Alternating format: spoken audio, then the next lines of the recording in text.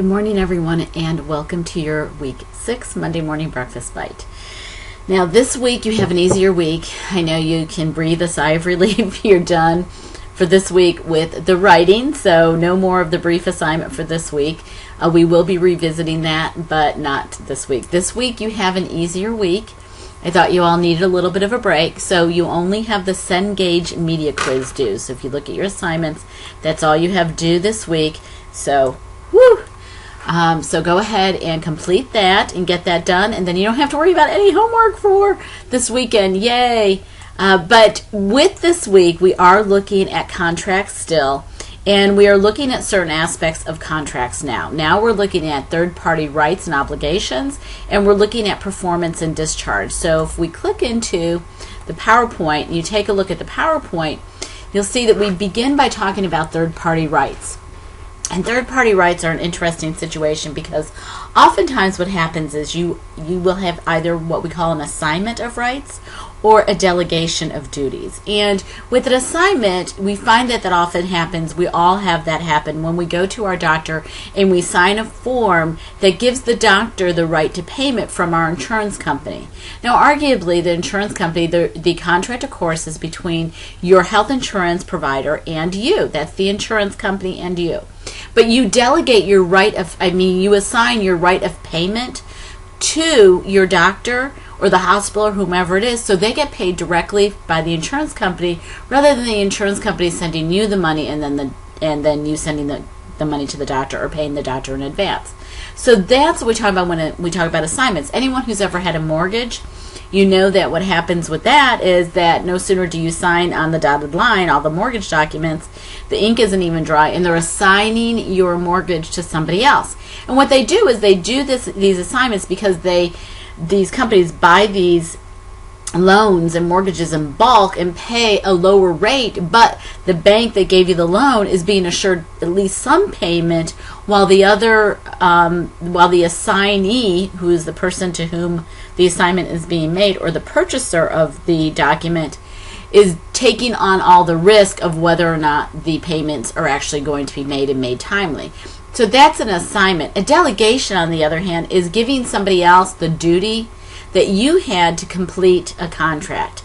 So for instance, if in fact you are renting an apartment, and when you rent that apartment you find that you have to move for some reason, maybe you have to move out of town, but you have a 1-year lease and you're 6 months into that lease, you're going to delegate that lease to somebody else, but generally you have to get the permission of the other party to the contract, which would be your landlord. And then that other party takes on the duty to pay the rent, living and keep the apartment in good condition for the additional 6 months. And so that would be considered a delegation. So with the assignment, you're transferring rights. With the delegation, you're transferring a duty. And oftentimes with an assignment, you have the assignor, who's giving that right to the assignee, collecting money from the assignee for that. With the delegation, on the other hand, nobody's exchanging money between the delegator, the person delegating the duty, and the delegatee, the person receiving the duty. No exchange. That money is going to go directly to the other party. There's also third-party beneficiaries, and that's usually when you look at somebody where they're not the intended, or they are the intended recipient of the contract, of the benefit of the contract, but they are not actually the parties that enter into the contract. So that's when you have the beneficiary situation. We've got performance, warranties, and remedies. And when we talk about performance and we talk about discharge, each party to a contract has certain duties that they have to complete. That's their performance.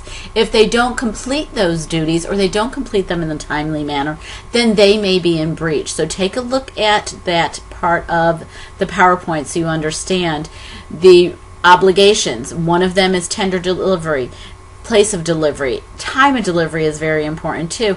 The perfect tender rule, take a look at that. There are exceptions to the perfect tender rule, so you want to be aware of those.